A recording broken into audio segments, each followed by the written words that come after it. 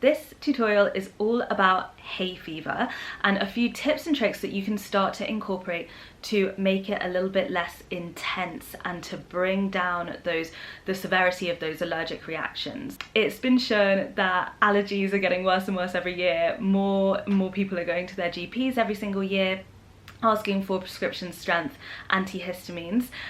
Also, anaphylaxis is up more than it's ever been. I really think that this is a combination of dietary factors, genetic factors, pollution, pollen, and stress, which also makes allergies worse, believe it or not. So histamine, if you think of an antihistamine, which suppresses histamine, histamine is something that lives inside our body, and when it is high, it creates a histamine reaction which can come out on skin. It can be itchy eyes, hives, sneezing, inflammation of the nasal kind of cavity all around here. Typical allergic reactions. It's part of our immune system, it's part of the immune reaction. So I'm going to talk about a couple of ways of naturally lowering histamine to try and reduce your hay fever symptoms. The first thing that you should do is check out a low histamine diet. So this is really not that intuitive. There are super healthy foods that just happen to be high in histamine, so don't get too stressed out or confused when you look at it. I'm going to just simplify it here for you. The main things that you want to try and avoid, particularly during like allergy season, are any kind of foods that have been aged to get to the state that they're in, foods or drinks. So wine, beer, fermented foods such as kombucha, kimchi, sauerkraut, great for the gut, not so good for allergies. Also things like aged cheeses, aged meat, cured meats, things that have had a little bit of a lifespan before they get to you. A couple of other high histamine foods to watch out for are the deadly nightshade family, so aubergines, tomatoes, not in the same family, but citrus fruits are also ones to watch out for. Just try not to have loads and loads and loads of them. So if you are having a tomato juice or an orange juice every morning, maybe just put it on the back burner a little bit, or swap it out for something that's, you know, like a berries and green smoothie in the morning instead. There are lots of kind of swaps that you can be made. It's not saying that these foods are bad or unhealthy, of course they're not. It's just that they are high in histamine, and if you are very genetically prone to hay fever, it is something that can alleviate those symptoms and suppress the histamine in your body. The next thing that you should look at is supplementation, and that really needs to start from now to prepare you going into spring. So the best supplement, and it kind of mimics an kind of pharmaceutical antihistamine, is quercetin. Terra Nova do a really nice one. It has a couple of other great things in, like bromelain, which is an enzyme commonly found in pineapples. They are all great for suppressing the histamine in your body, suppressing that immune response, that allergic reaction. I've also been doing a little bit of research into nasal sprays. Some very sexy topics for you today. Into nasal sprays. A. Vogel has a great one for it's all natural and herbal, and it's great for just helping to stop like so much pollen going up your nose. Another one of my favorites is Haymax. It is a balm, great for just putting around the nose, really great for city dwellers. I don't know about you, but I find the pollution actually is one of the things that sets me off the most, on top of the pollen in spring.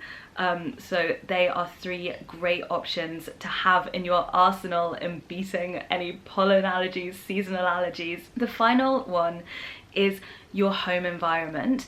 If you can, invest in an air purifier. Make sure that underneath your bed is really well hoovered. Make sure that you are washing your pillows and your duvets. You can take them to like the dry cleaners and they'll do it for you if it doesn't fit in your own washing machine. And just be really, you know, really careful that you're not having loads of allergens in your own personal space. They may not affect you throughout winter, but during summer and spring there may be a change. So they are kind of the key areas that I would advise looking at. If you need any further support, I offer nutritional consultations on request. We're working a lot with allergies at the moment, so feel free to book them in. Oh, actually, before up until the 12th of April when the salon opens again, you can book them yourself. They're every Friday through the booking system on our website. Before I go, I'm just going to show you a couple of sinus points.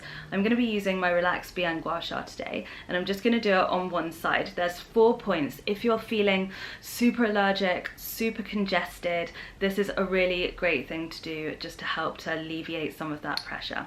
So I'm going to be working using the pointiest point. The first point is here next to the nose, and you want to hook up and in. And you would stay in any of these for as many breaths as feels good for you. It may feel uncomfortable and painful, so just be really mindful with pressure. You can always release a little bit and go back. After a while it will start to clear. The next one is directly under the pupil and up underneath the cheekbone. Directly under the pupil, up underneath the cheekbone. You can see that the corner of my mouth is lifting slightly. Is because I'm hooking up and under rather than into the face. Nice. The next one is here where the eyebrow meets the nose. Again, the pressure is up towards the ceiling. Oh, this does feel tender. Good, but tender. Remember, you're in control of the pressure. If you need to use less pressure, that is always an available option. The final one is in the center of the eyebrow and you push in. So I'm going to use the pointiest point and just apply a little bit of pressure into the face, into the brow.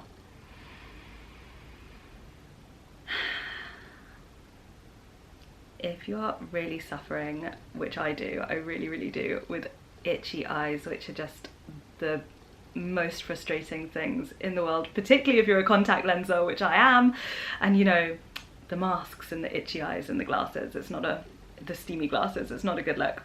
You can also pop these in the fridge and just use them as a cool pack under the eyes to try and bring down some of that inflammation. The itchiness, again, it's a histamine response, it's an immune response. If you are getting itchy, hives, skin, anything like that, try your hardest not to itch it, because it will make your body release more histamine and it'll make it more itchy, so it becomes a vicious cycle. But yes, try some of these if you are someone who suffers from seasonal allergies. I hope they help you. Thank you so much for watching, and if you want me to make any tutorials on anything, please never hesitate to drop me a message. I'd love to make it for you.